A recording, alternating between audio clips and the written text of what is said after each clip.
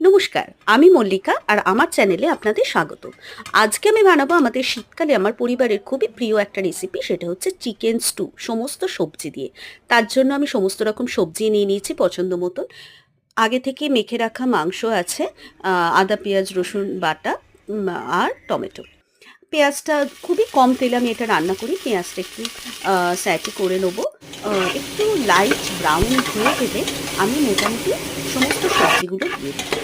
যা তোমাদের যা পছন্দ। আমার যেহেতু আমার ছেলে আলু খেতে ভালোবাসে, তাই জন্য কয়েকটা আলু টুকরো দিয়েছি, বাট আমি সবজিটাই খাবো। একটু নুন দেবো সামান্য, যাতে করে একটুখানি সেদ্ধ হয়ে আসে সবজিগুলো। তারপরে দিয়ে দেবো কেটে এবং ধুয়ে রাখা নুন হলুদ মাখানো মাংস।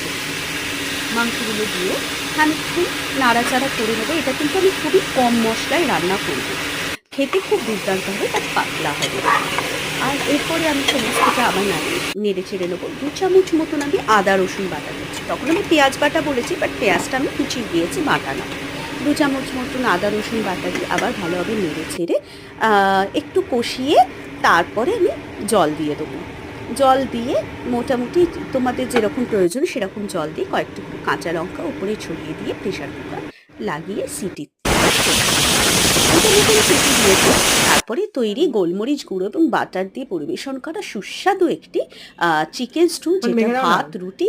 আমি তো দুপুরবেলা যেহেতু ওয়েট লস করি, সেহেতু আমি শুধুই খাই।